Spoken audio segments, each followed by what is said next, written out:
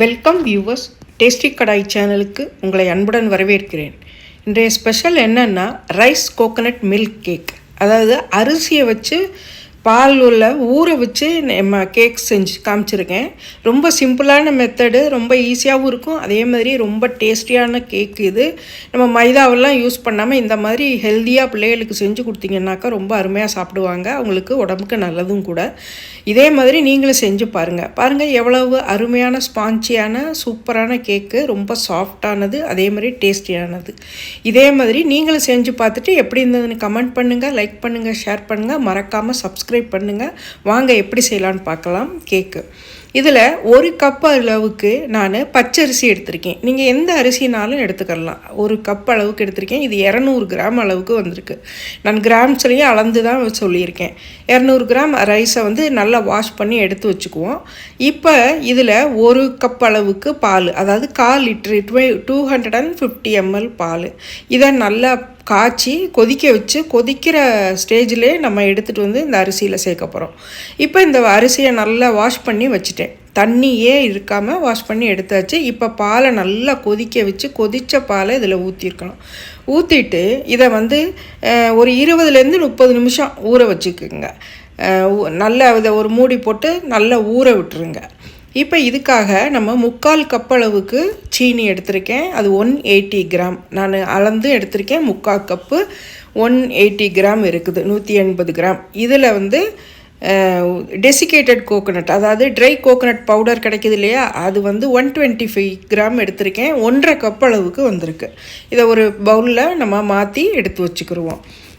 எல்லாமே நான் கிராம்ஸ்லேயும் அளந்து தான் எடுத்திருக்கேன். இப்போ 30 மினிட்ஸ் ஆயிடுச்சு. இப்போ நம்ம ரைஸை எடுத்துகிட்டு வந்துட்டோம்.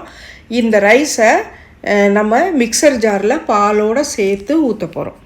இதெல்லாம் எடுத்து சேர்த்தாச்சு. இப்போ இதில் நம்ம 3/4 கப்பு சுகர் வச்சுருந்தோம் இல்லையா, அது 1/2 கப்பு டெசிகேட்டட் கோகோனட் எடுத்துகிட்டு இருந்தோம் இல்லையா, அது எல்லாத்தையும் சேர்த்தாச்சு. சேர்த்துட்டு இப்போ இதுக்கு 1/3 கப், அதாவது அரை கப்பில் 1 டேபிள் ஸ்பூன் அளவுக்கு கம்மியான எண்ணெய் எடுத்திருக்கேன். குக்கிங் ஆயில், ஸ்மெல் இல்லாத ஆயில். இது 120 ml அளந்தும் எடுத்தேன், 120 ml.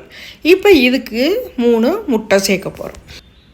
இப்போ இதையும் நம்ம மிக்ஸி ஜாரில் ஒன்றா உடைச்சி சேர்த்துக்கலாம். 3ஐயும் நம்ம நல்லா சேர்த்துட்டு இப்போ 3ஆவது நான் உடைச்சி ஊற்றிட்டேன். இப்போ என்ன செய்ய போகிறோன்னா, இப்போ இதை நல்லா நைஸாக அரைச்சி கொண்டுட்டு வர போகிறோம். இப்போ இதுக்கு தண்ணியெல்லாம் தேவையில்லை. நம்ம இதிலே நல்லா நைஸாக அரைச்சி வந்துடும். பாருங்கள், நல்லா நைஸாக அரைச்சி கொண்டு வந்துட்டேன். இப்போ இதில் 1 டேபிள் ஸ்பூன் அளவுக்கு பேக்கிங் பவுடர் சேர்த்துருக்கேன். இதில் வெண்ணிலா எசன்ஸ் அரை டேபிள் ஸ்பூன், டீஸ்பூன் இல்லை டேபிள் ஸ்பூன், அதை அரை டேபிள் ஸ்பூன் சேர்த்துருக்கேன். சேர்த்துட்டு இதை ஒரே 1 நிமிஷத்துக்கு நல்லா அடித்து கொண்டு வந்துடுங்க. மிக்சியில் அடித்த உடனேயும் நல்லா அந்த பேக்கிங் பவுடர்லாம் சேர்ந்ததுனால மாவு நல்லா ப்ளஃபியாக சூப்பராக வந்துடும். இதை ஒரு நல்ல கையில் இந்த ஒரு ஸ்பேட்டுலா வச்சு நல்லா கலக்கி விட்டுட்டு, நம்ம இப்போ இந்த கேக் டின் முதல்லே நான் பட்டர் பேப்பரு, ஆயில் எல்லாம் தடவி வச்சுருக்கேன். இப்போ இதில் நம்ம இந்த மிக்ஸ் பண்ண மிக்சரை இதில் சேர்த்துடலாம். சேர்த்துட்டு இதை நல்லா டேப் பண்ணி விட்டுருங்க. நல்ல அந்த ஏர் பபுள்ஸ் எல்லாம் இல்லாத லெவலுக்கு நல்லா டேப் பண்ணி நம்ம எடுத்துக்க போகிறோம்.